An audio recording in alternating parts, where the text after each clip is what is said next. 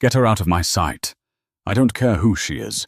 I paid $10,000 for this seat, and I refuse to sit next to her." The voice boomed through the first-class cabin of Flight 882, shattering the peaceful pre-flight atmosphere. Everyone froze. But the man screaming wasn't just any passenger. He was Alistair Sterling, a media tycoon used to getting exactly what he wanted. The woman he was screaming at. She hadn't said a word. She just adjusted her glasses and continued reading her file. He thought he was humiliated her. He had no idea that he was screaming at the one woman who could ground his entire private fleet with a single signature. This is the story of how arrogance met authority, and why you should never judge a book by its cover. The humid July air of JFK International Airport did not penetrate the climate-controlled serenity of the first-class lounge, but the tension radiating off Alistair Sterling was enough to heat the room. Alistair was a man who wore his wealth like a suit of armor, specifically a bespoke Brioni suit that cost more than most people's cars. He was the CEO of Sterling Media, a conglomerate that owned half the tabloids in the UK and a good chunk of the cable news in the US. He was 55, silver-haired, and possessed a jawline that seemed permanently set in a clench of dissatisfaction. He checked his watch, a Patek Philippe Nautilus, and scowled. "The flight is boarding in 10 minutes, he snapped at his personal assistant, a young man named Timothy, who looked as if he hadn't slept since the previous administration. "Ensure the pre-boarding champagne is chilled, not the Prosecco swill they serve the tourists, the Dom. And make sure seat 1A is prepped. I don't want to see a single crumb." "Yes, Mr. Sterling. I've already called the concierge." Timothy stammered, typing furiously on his tablet. Alistair didn't wait for the answer. He strode out of the lounge, bypassing the line of weary travelers at gate 42. He flashed his Platinum Elite card at the gate agent, a sweet-faced woman named Sarah, without even making eye contact. "Mr. Sterling, welcome back," Sarah said, scanning his boarding pass. "We have you in 1A today. Enjoy your flight to London Heathrow." He grunted a response and marched down the jet bridge. This was his sanctuary. The 7-hour flight across the Atlantic was the only time Alistair could truly disconnect from the incompetence of his subordinates. He expected silence. He expected subservience. And above all, he expected exclusivity. He stepped onto the plane, inhaling the scent of leather and recycled air. The first-class cabin on this particular Boeing 777 was configured in a 1-2-1 layout, meaning exclusivity was guaranteed. Or so he thought. He turned left toward seat 1A, ready to toss his jacket to the flight attendant and demand a scotch, but he stopped dead in his tracks. Someone was already in the aisle, settling into seat 1A. Or rather, there was a mix-up. The person wasn't in 1A. They were in 1B, the aisle seat directly across from his window seat. But their bag, a sleek, understated Toomey carry-on, was currently occupying the overhead bin directly above his seat. It was a woman. She was black, perhaps in her late 40s, wearing a cream-colored cashmere sweater and dark trousers that looked comfortable but expensive. Her hair was pulled back in an elegant low bun. She was currently standing lifting a heavy leather portfolio into the bin. Alistair cleared his throat loudly. "Excuse me." The woman paused and looked down. Her eyes were calm, framed by thin gold-rimmed glasses. "Yes." "You are blocking my seat," Alistair said, his voice dripping with irritation. "And that bin is reserved for seat 1A. Specifically, me." The woman smiled politely, though it didn't reach her eyes. "Actually, the bins are shared in the first row, sir. My seat is right here in 1B. There's plenty of room for both." I don't share, Alistair sneered. Move it. Put it back in economy where it belongs. The cabin went silent. The flight attendant, a seasoned purser named Beatrice, with 20 years of flying experience, hurried over. She had seen Alistair's name on the manifest, and had been dreading this moment. Mr. Sterling, Beatrice said, her voice soothing but firm. Is there a problem? Yes, Beatrice, there is, Alistair said, reading her name tag with disdain. This individual is cluttering my personal space. I specifically requested a private environment. I cannot have someone shuffling papers and breathing down my neck for 7 hours. Move her. The woman in 1B slowly lowered her arm. She didn't look angry. She looked curious. She turned to Alistair, her voice steady and low. Sir, I have paid for my ticket, just as you have. My bag is within the regulation size. I suggest you take your seat, so we can depart on time. Alistair laughed, a harsh, barking sound. You paid, did you now? Or was this an affirmative action upgrade, a charity seat? The air in the cabin seemed to vanish. A young couple in row 2 exchanged horrified looks. Mr. Sterling, Beatrice interjected, stepping between them. That is inappropriate. This passenger is a valued customer just like you. Please take your seat. I will not, Alistair declared, slamming his hand against the bulkhead wall. I am Alistair Sterling. I spend $500,000 a year with this airline. I demand you move her to the back. Put her in business. Put her in the cargo hold, for all I care. But I want 1B empty. Or I want a different neighbor. Someone who fits the aesthetic of first class. The woman whose name was Dr. Olivia Bennett finally fully turned to face him. She wasn't intimidated. She adjusted her glasses again. Mr. Sterling, Olivia said, her voice dropping an octave, becoming dangerously calm. I am going to give you one chance to sit down and be quiet. You have no idea who I am. And frankly, your ignorance is the only thing protecting you right now. Alistair leaned in his face, inches from hers.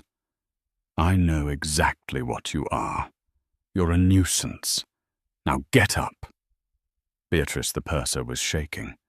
In her 2 decades of flying, she had dealt with drunks, minor celebrities, and crying toddlers, but she had never seen such naked, virulent aggression in the first-class cabin. Sir, Beatrice said, her voice hardening, you are delaying the flight. If you do not sit down, I will have to inform the captain. Go ahead, Alistair shouted, throwing his arms up. Get the captain. Tell him Alistair Sterling is being harassed by the staff and a passenger who refuses to follow protocol. In fact, get him out here right now. I want to look him in the eye when I tell him I'm pulling my corporate contract with this airline. Olivia sighed. It was a long, tired sound. She reached into her purse and pulled out a phone, but she didn't make a call. She simply placed it on the armrest screen, down. She sat down in seat 1B, crossed her legs, and opened a file folder labeled Federal Aviation Administration, Regulatory Oversight Committee. Alistair saw her sit and turned purple. Are you ignoring me? I am ignoring your tantrum, yes, Olivia said without looking up. I'm reviewing the quarterly safety audits for the transatlantic corridor. It's quite fascinating. Did you know that pilot fatigue is up 4% this quarter? You're certainly contributing to the stress levels. Alistair sputtered. He grabbed his phone and dialed a number.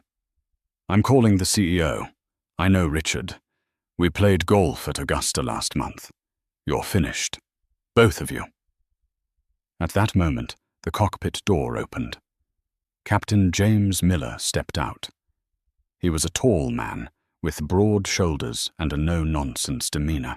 He adjusted his cap and looked at the scene, Alistair red-faced and standing, Olivia calm and seated, and Beatrice looking on the verge of tears. "What is going on back here?"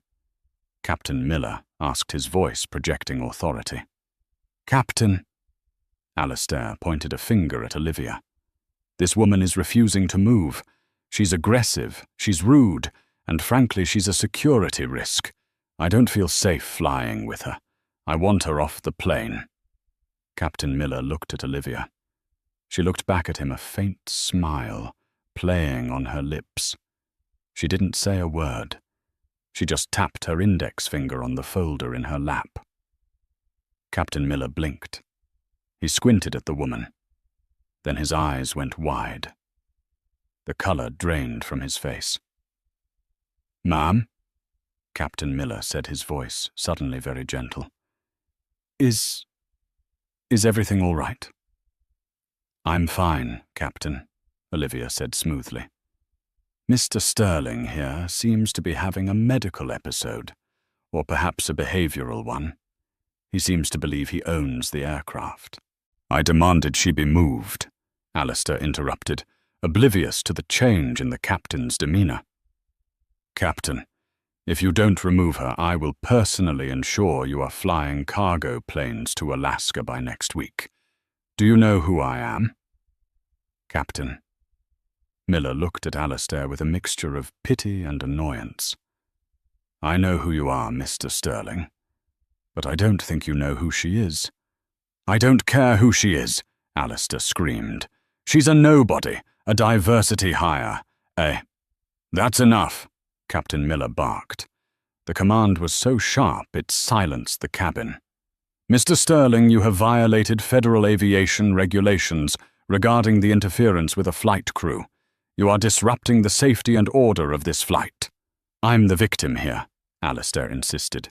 "She's the one, sir," Olivia spoke up, closing her folder with a snap.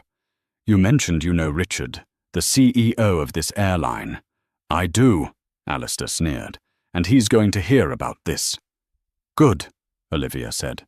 She picked up her phone. "Because I'm having dinner with him and his wife Susan in London tomorrow night. We're discussing the renewal of the airline's operating license for the European sector. But I suppose I could call him now."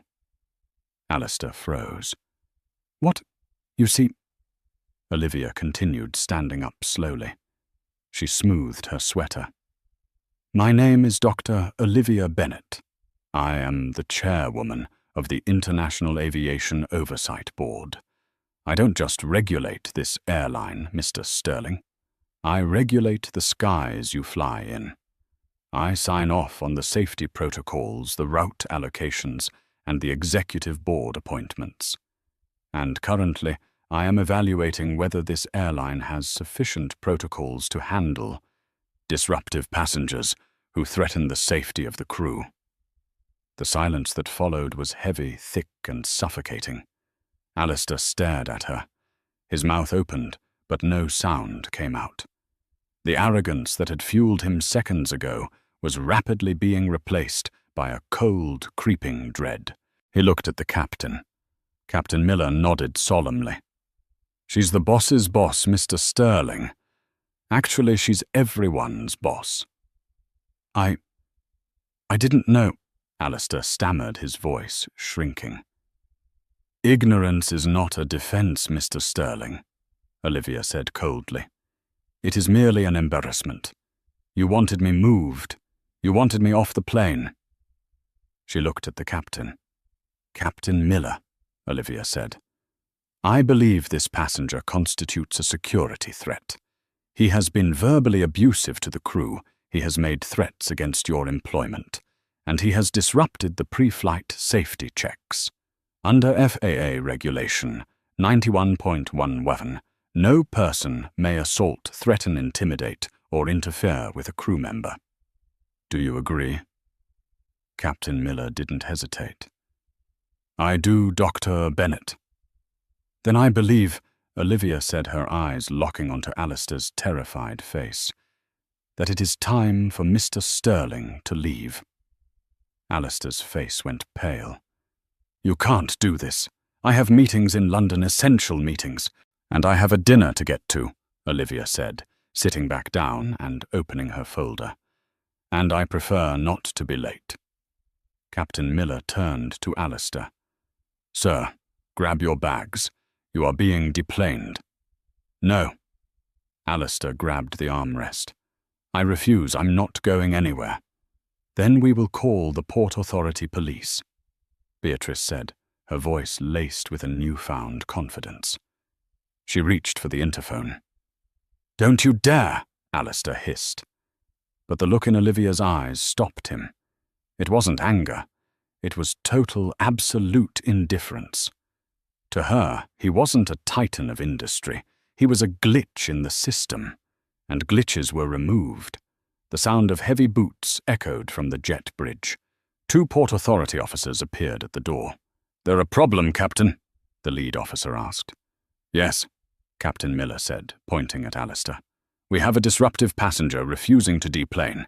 He has threatened the crew and harassed a federal official. The officer looked at Alistair. Sir, let's go. The easy way or the hard way? Alistair looked around the cabin. He saw the faces of the other passengers, people he considered his peers looking at him with disgust. He saw the young couple in row 2 filming him with their phones. He saw Beatrice crossing her arms, a look of triumph on her face. And he saw Dr. Olivia Bennett reading her report, not even looking at him. He grabbed his jacket. He grabbed his bag. You will hear from my lawyers, he muttered as he shoved past the officers. This isn't over. Oh, Mr. Sterling, Olivia said, just loud enough for him to hear as he reached the door. He turned back, sweat beading on his forehead. It hasn't even started. The door closed behind him. The cabin erupted into applause. Olivia didn't smile. She just nodded to Beatrice. Champagne, Dr. Bennett? Beatrice asked. Water, please, Beatrice. Sparkling. No ice. But as the plane taxied to the runway, leaving a fuming billionaire on the tarmac, Olivia knew that Alistair Sterling wasn't the type of man to let this go. He would strike back, and she would be ready. The walk from the jet bridge back to the terminal felt like a funeral procession for Alistair's ego. The Port Authority officers escorted him to the public concourse, their faces stoic, treating him not as a billionaire media mogul, but as a common nuisance. People stared. A teenager in a hoodie pointed. Alistair kept his head down, clutching his Toomey bag so tightly his knuckles turned white. Once he cleared the security checkpoint and burst out into the muggy New York air, the humiliation calcified into something colder and sharper, pure, unadulterated rage. His driver, a burly man named Gus, was waiting with the black Maybach. Gus opened the door, sensing the radioactive mood of his boss, and said nothing. Alistair threw himself into the back seat. Get me to the office, now! Sir, I thought you were going to London, Gus asked, checking the rearview mirror. Change of plans, Gus. Just drive, Alistair snapped. As the car merged onto the Van Wyck Expressway, Alistair pulled out his phone. His hands were shaking, not from fear anymore, but from the adrenaline of the hunt. He dialed a number he reserved for only the dirtiest of jobs. Preston, Alistair barked the moment the line clicked. I have a situation. Preston Ford was the editor-in-chief of the Daily Clarion, a tabloid that Alistair owned. It was a paper famous for destroying reputations with headlines printed in size 72 font. Talk to me, boss. Preston's voice was slick like oil on water.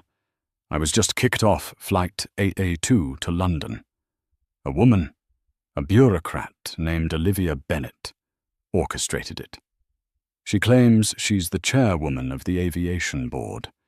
She used her position to intimidate the captain and have me removed.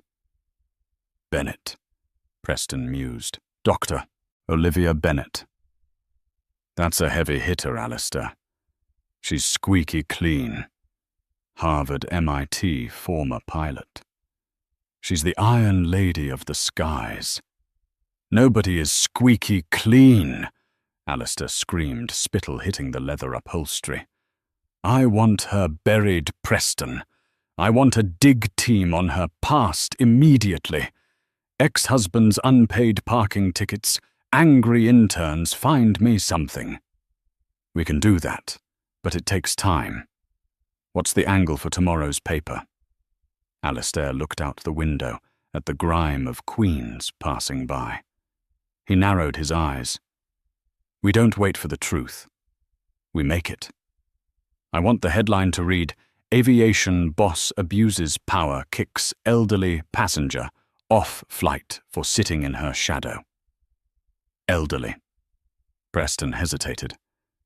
You're 55, boss. You're in your prime. For the narrative, Preston, I am a vulnerable senior citizen. She was aggressive. She was hysterical. She played the race card. Spin it however you want, but make her look unstable. I want the narrative to be that she is an out-of-control diversity hire who is terrorizing paying customers.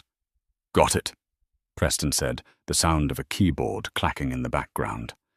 I'll have a draft in 20 minutes. We'll blast it on the online portal within the hour. It'll be trending before she even lands in London. Alistair hung up. He wasn't done. He scrolled through his contacts until he found Richard Caldwell, CEO, Sky High Airlines. He didn't call. He texted. Richard, your staff just humiliated me. Your regulator, Olivia Bennett, is out of control. Fix this or I pull the advertising contracts. All of them. Millions, Richard. Call me. He tossed the phone onto the seat next to him. He leaned back, closing his eyes. He pictured Olivia Bennett's calm, superior face. She thought she had won, because she had the badge. She had the authority. But Alistair had something more dangerous. He had the microphone.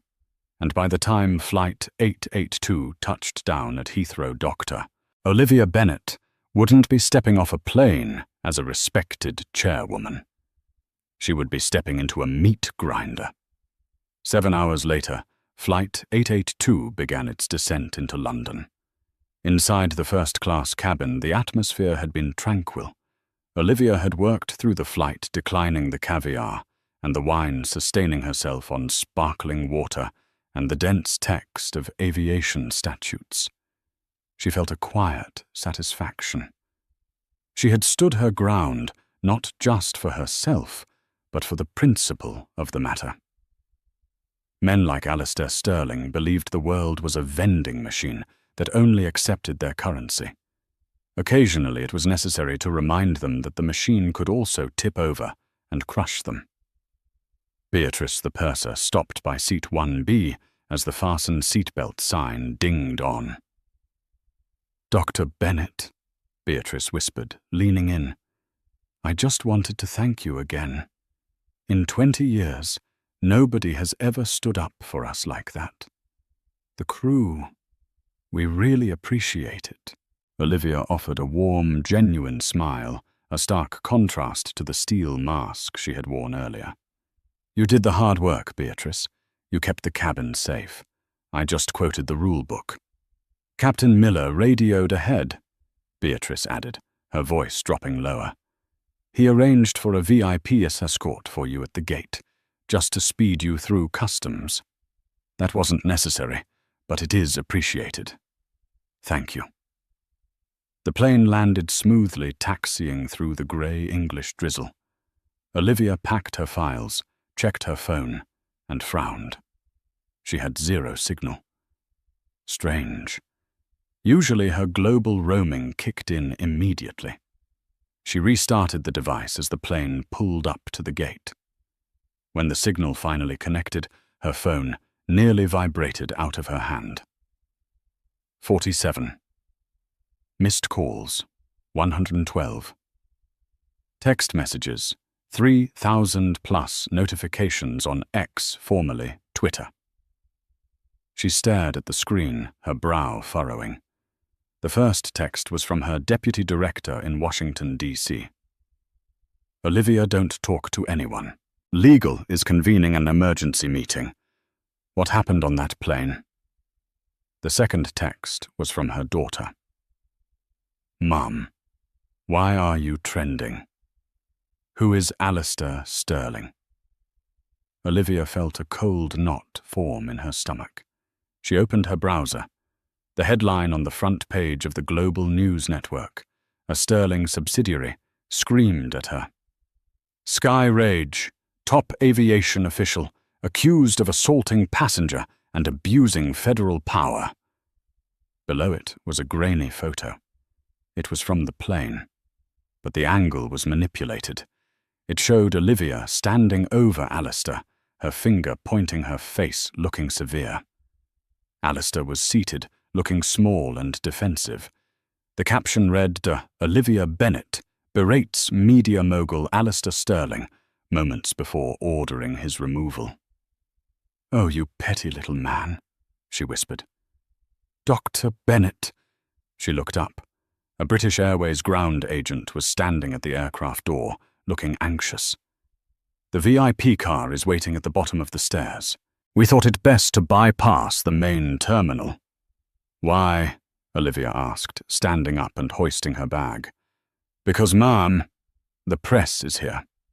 A lot of them. Olivia straightened her blazer. She put her glasses on. She didn't cower. She didn't hide her face. Let's go. They took a side exit down the metal stairs to the tarmac, where a black Range Rover was waiting. But Alistair's reach was long.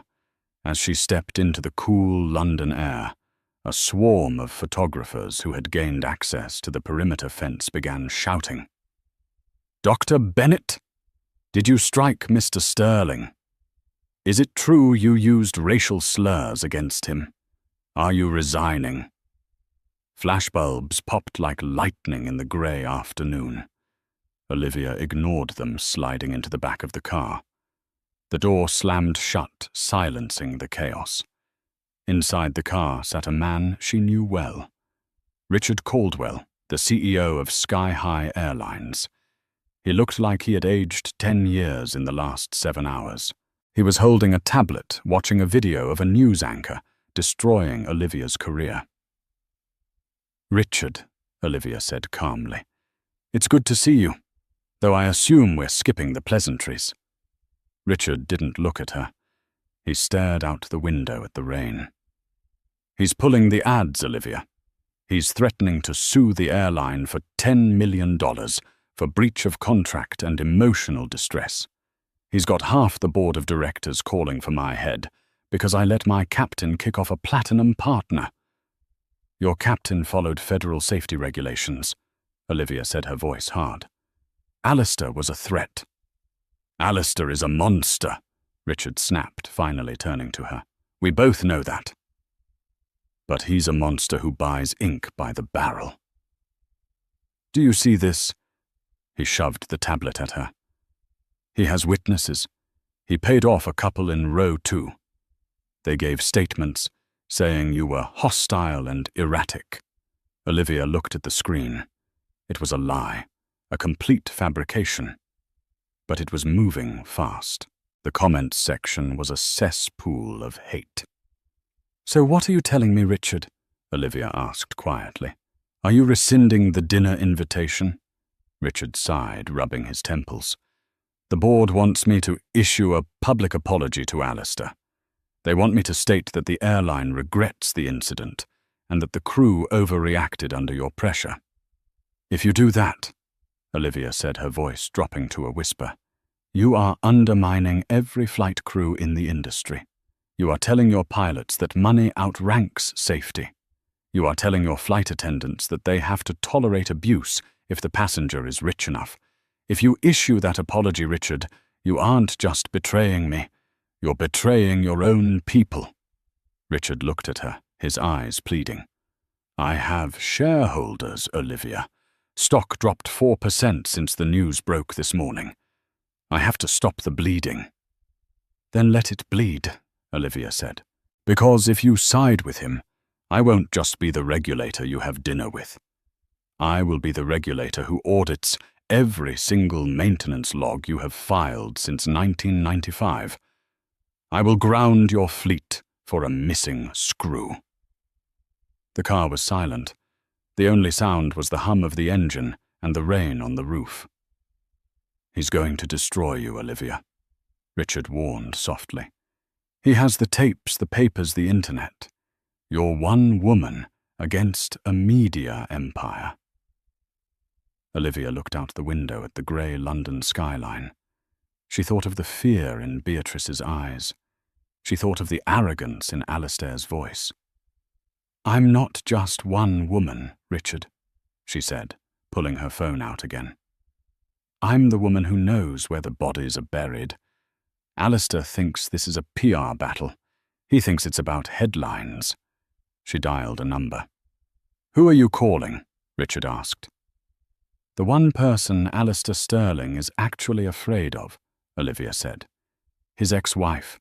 The one who signed the NDA he's currently violating by running this smear campaign.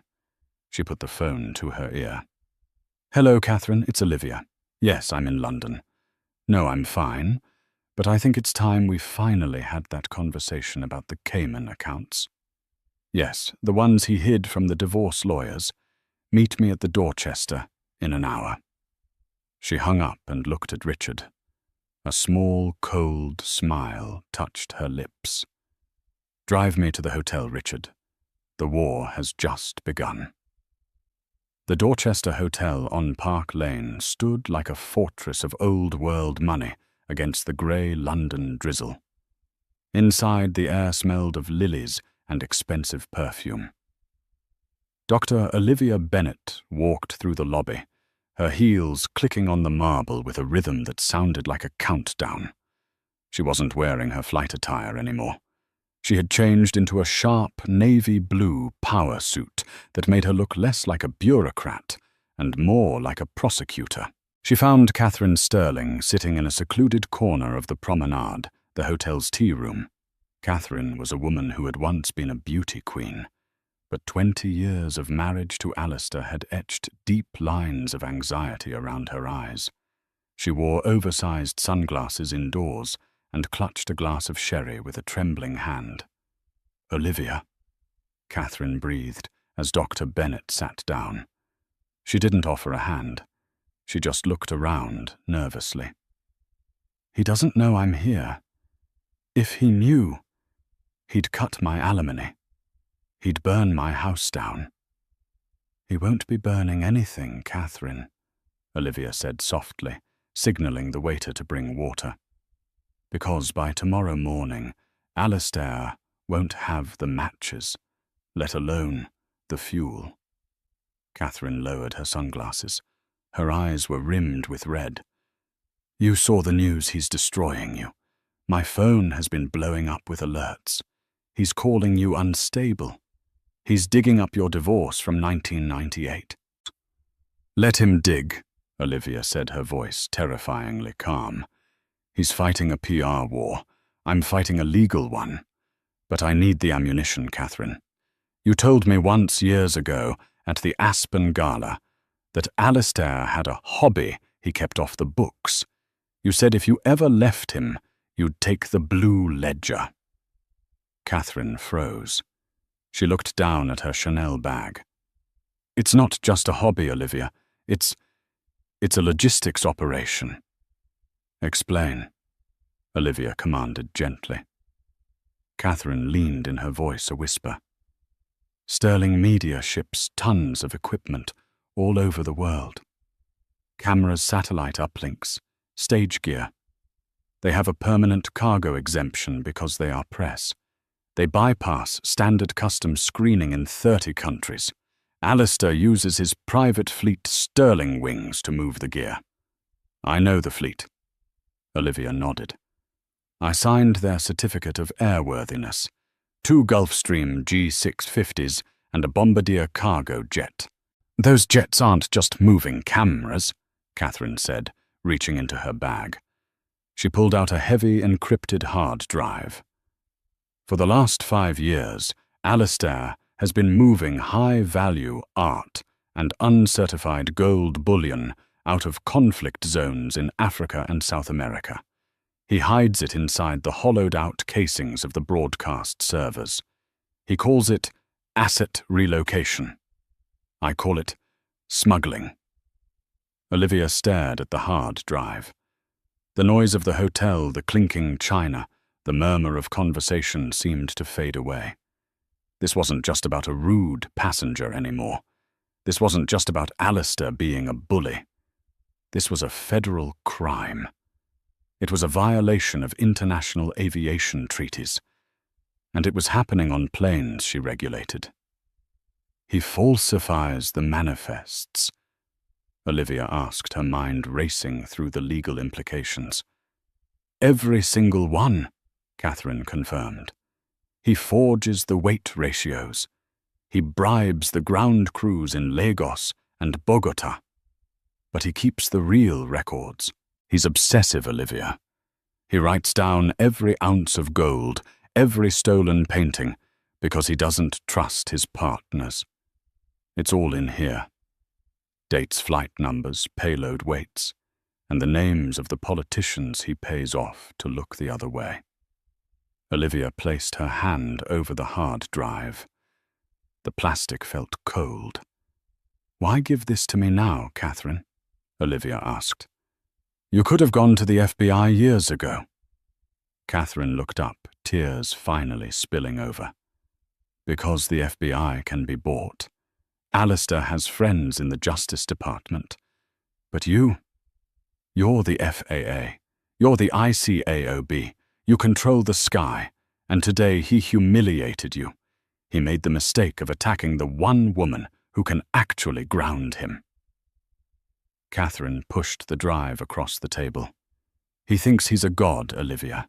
He thinks the world is his playground. Please, show him he's just a passenger. Olivia took the drive and slipped it into her pocket. She didn't smile. She didn't look triumphant. She looked like a judge delivering a death sentence. Go to your sister's house in Cornwall, Catherine, Olivia said, standing up. Turn off your phone. Don't watch the news tonight. Why? Because, Olivia said, adjusting her blazer. I'm going to make a phone call to the International Air Transport Association and the Department of Homeland Security. And when the storm hits, I don't want you to get wet. The clock on the wall of the penthouse suite, a rare minimalist piece by Patek Philippe, ticked past 2:15 a.m. London lay beneath Alistair Sterling, a sprawling grid of wet pavement and slumbering commoners. From the 45th floor of his Knightsbridge residence, the city looked less like a metropolis and more like a circuit board, one that he usually controlled. Alistair stood by the floor-to-ceiling windows, pressing his forehead against the cold, reinforced glass. In his hand, a crystal tumbler of Macallan 52, priced at roughly $4,000 a pour, swirled gently. He took a sip, the liquid fire settling the nerves that had been fraying since he stepped off Flight 882. He turned back to the room. It was a cavernous space of Italian marble and black leather, illuminated only by the ghostly blue glow of 6 high-definition monitors mounted on the far wall. They were his war room. And tonight, they were showing a victory. The smear campaign he had orchestrated was not just working. It was a symphony of destruction. The trending topics on social media were dominated by the narrative he had crafted. @FireBennett was the #1 hashtag in the UK and the US.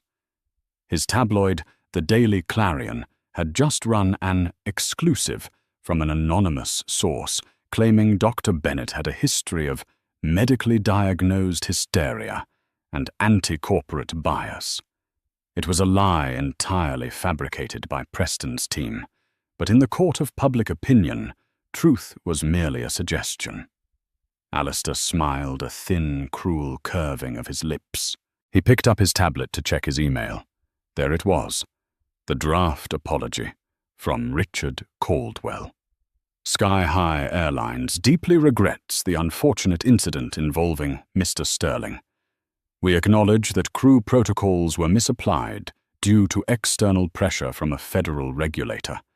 We are reviewing our relationship with Dr. Bennett. Perfect, Alistair whispered to the empty room, his voice echoing slightly off the hard surfaces. You stupid, arrogant woman. You thought a badge made you a god I buy gods. The adrenaline of the kill was intoxicating, more potent than the scotch. He felt invincible. He felt the sudden manic urge to consume, to purchase, to prove his dominance over the material world. He sat down at his desk, opening his laptop. He navigated to the Sotheby's private auction portal. There it was. Lot 402. A 1964 Aston Martin DB5 Silver Birch, previously owned by a minor royal. The current bid was £2.8 million. Chump change, Alistair muttered. He typed in a bid of £3.2 million. He wanted it. He deserved it. It would be his trophy for surviving the day. He hovered his finger over the submit bid button, savoring the moment. Click. The screen displayed a spinning wheel. Alistair leaned back, imagining driving the car through the English countryside, perhaps running Olivia Bennet off the road in his mind. The wheel stopped. A red box appeared in the center of the screen. Transaction declined. Contact issuer. Alistair frowned. He blinked, assuming he had misread it. He refreshed the page. He entered the bid again. Transaction declined. Code 05. Do not honor. Ridiculous. He spat, slamming the laptop shut. Useless technology. It had to be a glitch, a security algorithm tripping over itself because of the late hour or the location. He reached into his wallet and pulled out the card. The American Express Centurion. The black card. It was made of anodized titanium. It had no spending limit. It was the key that unlocked the world. He dialed the dedicated concierge number on the back. It usually rang once before a human picked up. Tonight it rang 4 times. Concierge services. A voice answered. It wasn't the usual cheerful, obsequious tone. The voice sounded stiff, guarded. This is Alistair Sterling, he barked. I'm trying to buy a car and your incompetence is embarrassing me. The card is declining. Fix it. Override the security hold immediately. Silence stretched on the line. Heavy, static-filled silence. Mr. Sterling, the operator said finally. I cannot override this hold, sir. What do you mean you can't? Do you know who I am? I spend $10 million a year on this card. I want your supervisor. Sir, my supervisor is standing right here. The operator's voice trembled slightly. We have received a flag on your account. It's not a bank hold, Mr. Sterling. It's a federal freeze. Alistair froze. The glass of scotch in his hand tilted dangerously.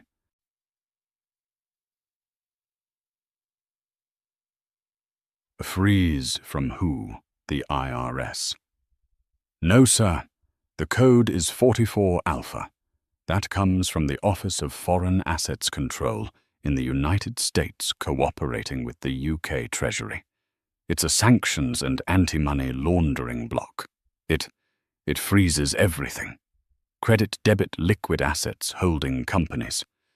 Sir, I'm technically not even supposed to be speaking to you. The line went dead. Alistair stared at the phone. OFAC. That was for terrorists, for drug lords, for dictators of rogue states, not for media tycoons. A cold knot of dread formed in his stomach, tight and painful.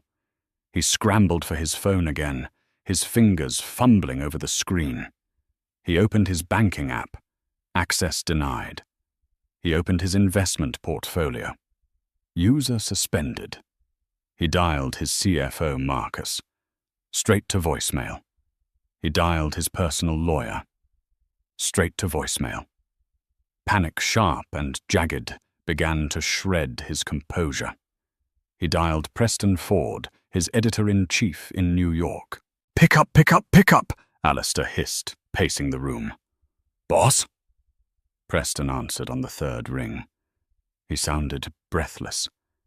In the background, Alistair could hear shouting, the sound of heavy objects being moved, and the wail of sirens. "Preston. My accounts are frozen. The credit cards aren't working. What the hell is happening? Boss, you need to..." Preston's voice was cut off by a loud crash. "You need to get out of there. They're here. The FBI is here." "Where?" "At the office in Manhattan. They just kicked in the server room doors," Preston screamed. "They have a warrant, Alistair.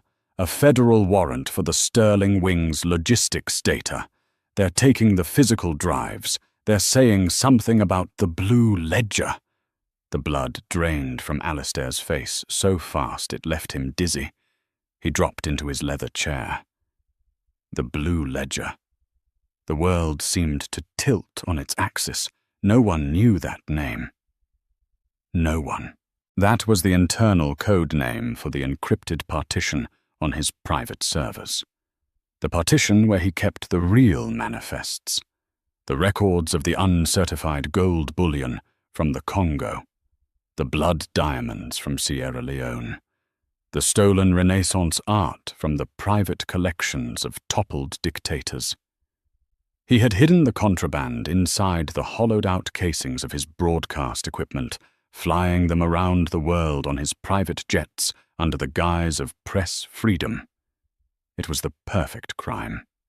The customs agents never checked the heavy server racks of a major media corporation. Only one other person knew the name Blue Ledger. Catherine, his ex-wife. The woman he had bullied into silence.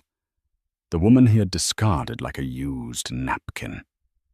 "She gave it to her," Alistair whispered, the realization hitting him like a physical blow. "She gave it to Bennett." Boss, are you there?" Preston was yelling. "They're asking for the flight logs for the G650. They're asking about the pilot in command." Alistair hung up. He threw the phone across the room. It bounced off the marble floor, but didn't break. He had to run. The freeze meant his money was gone, but he had emergency cashes. He had a safe deposit box in Dubai. He had gold bars in a vault in Zurich. But he had to get there.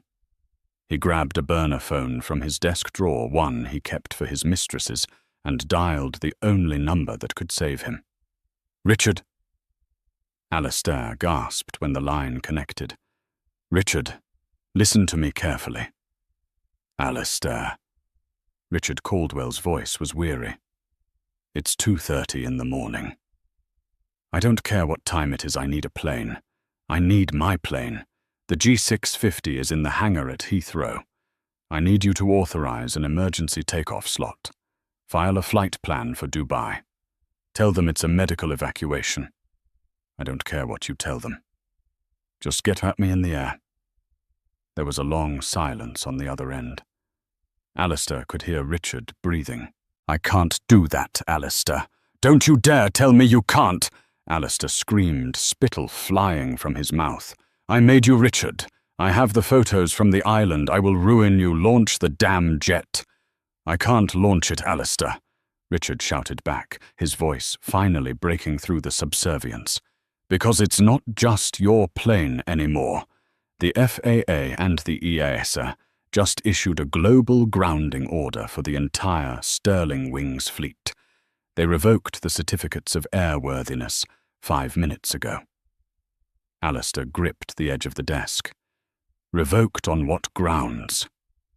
"International trafficking. Safety violations. Gross negligence. Richard paused, and his voice dropped to a terrified whisper. Alistair, the order was signed by the chairwoman herself. She personally flagged your tail numbers as hostile assets. If your pilots try to start the engines, they will be arrested on the tarmac. She can't do this, Alistair shrieked. She's just a bureaucrat. She's the regulator, Alistair. She owns the sky, and she just closed it. Click. Alistair stared at the dead phone. The silence of the penthouse was suddenly broken by a new sound. It came from outside, down on the street. Whoop, whoop, the sharp, piercing chirp of a siren. Then another. Then a cacophony. Alistair ran to the window. He looked down from his glass tower. The street below, usually dark and quiet, was awash in blue and red light. A convoy of black vans had screeched to a halt in front of the building. Men in heavy tactical gear were pouring out, carrying battering rams and assault rifles. The intercom on his wall buzzed. It was the doorman downstairs. "Mr. Sterling, police, they—" The voice was cut off by the sound of shouting and the crash of a heavy door being breached. Alistair backed away from the window. He looked around his penthouse. The marble, the art, the expensive scotch. It all looked like a stage set now, a fake world built on stolen gold and intimidation. Heavy boots thundered in the hallway outside his suite. Boom. The front doors of his penthouse shuddered. "Police, open up!" Boom. The wood splintered. Alistair didn't move. He couldn't. He was paralyzed by the sheer impossibility of it. He was Alistair Sterling. This didn't happen to him. This happened to poor people. This happened to people who sat in economy. The doors burst open. A dozen officers from the National Crime Agency swarmed the room, weapons raised, their voices a blur of commands. "Hands, show me your hands! Get on the ground now!" Alistair was seized. Rough hands grabbed his bespoke silk pajamas, twisting his arms behind his back. The cold steel of handcuffs bit into his wrists, a sensation so foreign, so violative, that he gasped. They dragged him out of the suite, past the shattered door frame, past the terrified neighbors peeking out. They hauled him into the elevator and down 45 floors. When they shoved him out into the cool London night, the flashbulbs blinded him. But these weren't the paparazzi he paid. These were police photographers. The officer pushing him toward the transport van paused for a moment to adjust his grip. In that second, Alistair looked up. Across the street, standing next to an unmarked black sedan, was a figure. A woman. She was holding a large black umbrella against the drizzle. She was wearing a trench coat belted tightly. She wasn't smiling. She wasn't frowning. She was simply watching. Their eyes locked. Even from the distance, Alistair felt the weight of her gaze. It was the same look she had given him on the plane when he demanded she move. A look of absolute, unshakable certainty. She held a phone to her ear, but she wasn't speaking. She was just looking at him. As the officers shoved Alistair into the back of the van, forcing his head down, he felt a vibration in the pocket of his pajama bottoms. The burner phone. He hadn't dropped it. The heavy doors of the police van slammed shut, plunging him into darkness. He managed to contort his body. His handcuffed hands, fumbling to pull the phone partially out of his pocket, to see the screen glowing in the dark. One new message. Sender Dr. Olivia Bennett. He squinted at the text, his breath hitching in his throat. Seat 1A is now available, but I don't think you can afford the ticket anymore. Alistair Sterling closed his eyes and leaned his head against the metal wall of the van.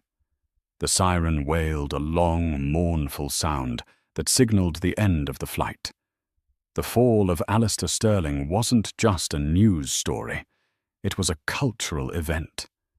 In the weeks following the raid on his London penthouse, the Sterling Empire didn't just crumble, it vaporized. The forensic accounting team, armed with Catherine's hard drive, uncovered a labyrinth of corruption that spanned 3 continents. The gold smuggling was just the tip of the iceberg. There was tax evasion, bribery of foreign officials, and massive violations of international trade sanctions. The media, which Alistair had controlled for so long, turned on him with the vicious enthusiasm of a liberated prisoner. The very newspapers he owned were forced to print the headlines of his disgrace to save their own credibility. The photos of him being led into the Old Bailey court in handcuffs, looking haggard and unshaven, replaced the pristine, airbrushed headshots he had mandated for decades.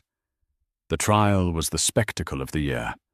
Alistair's defense team, a phalanx of London's most expensive barristers, tried to paint him as a victim of a corporate conspiracy. They argued that he was unaware of the logistics of his own private fleet, that he was a frail man suffering from altitude-induced delirium during the incident on Flight 882. It might have worked, too, if not for the prosecution's star witness when Dr. Olivia Bennett took the stand. The courtroom went silent. She didn't look like a victim. She wore a simple grey suit, her posture impeccable. She didn't raise her voice. She didn't cry. She simply laid out the facts of aviation law with the precision of a surgeon. Mr. Sterling's behavior on the aircraft was not a medical episode, Olivia stated, looking directly at the jury. It was a manifestation of a belief system, a belief that his comfort superseded the safety regulations that protect us all. He believed he was above the law. I am simply here to remind the court that at 35,000 feet, gravity applies to everyone equally. And on the ground, so does justice. The jury deliberated for less than 3 hours. Guilty on all counts. Fraud, smuggling, endangerment of an aircraft. The judge, a stern woman who had clearly followed the case with distaste for Alistair's arrogance, delivered the sentence. Mr. Sterling, you have spent your life looking down on people. You have treated the world as your personal fiefdom. You will now have ample time to reflect on your humility. I am sentencing you to 12 years in Her Majesty's prison, Belmarsh. Belmarsh, the British Guantanamo, a high-security prison for terrorists and the most dangerous criminals. No private cells, no Dom Perignon, and certainly no extra leg room. 6 months later. The visitation room at Belmarsh was cold, smelling of bleach and despair. Alistair sat on a bolted-down plastic chair. He had lost 20 pounds. His silver hair was thin and unkempt. The bespoke Brioni suits were gone, replaced by a grey prison uniform that scratched his skin. He wasn't expecting a visitor. His friends had abandoned him the moment the assets were frozen. His children were suing him for their trust funds. When the heavy steel door opened, he looked up, expecting his lawyer with more bad news. It wasn't his lawyer. Dr. Olivia Bennett stood on the other side of the glass partition. She looked exactly as she had on the plane, calm, professional, unbothered. She picked up the phone receiver. Alistair hesitated, his hand shaking before picking up his own. "Why are you here?" he croaked. His voice was a shadow of its former boom. To gloat, to laugh at the animal in the cage. "I don't gloat, Alistair," Olivia said quietly. "I'm here on business." "Business?" He let out a dry, bitter laugh. "I have no business. You took it all. I'm here to inform you that the Aviation Board has finished its audit of Sterling Wings," she said, sliding a piece of paper against the glass. We are selling off the fleet to pay the back wages of the pilots and crew you stiffed for the last 6 months. The G650 you were so proud of. It's being repurposed as a medical transport jet for infectious diseases. Alistair stared at her, his jaw tightening. And, Olivia continued, I brought you something. She held up a small rectangular object. It was a standard flimsy economy class boarding pass. But the destination didn't say London or New York. It was a souvenir ticket framed in cheap plastic. I kept this from your original flight, she said. Seat 1A. I thought you might want a reminder of the seat that cost you everything. Alistair slammed the phone against the glass. Get out. You ruined my life. I was Alistair Sterling. You were, Olivia corrected, standing up. She looked at him with a gaze that wasn't angry, but filled with a devastating pity. Now you're just inmate 8940. You wanted me to move seats, Alistair. You wanted me out of your sight. Well, congratulations. You're finally alone. She hung up the phone. As she walked away, the guard came over to escort Alistair back to his cell. Let's go, Sterling, the guard grunted, grabbing his arm. Move it! Don't touch me, Alistair snapped instinctively. I am... You're nobody, the guard interrupted, shoving him forward. Now get in line. You're sitting in the back of the van today. Alistair stumbled forward, the heavy steel doors clanging shut behind him, sealing him in the darkness he had created for himself. And that, ladies and gentlemen, is the story of how Alistair Sterling learned the hardest lesson of his life. He thought his money made him bulletproof. He thought he could snap his fingers and make people disappear. But he forgot the golden rule of travel. You never ever mess with the person holding the rule book.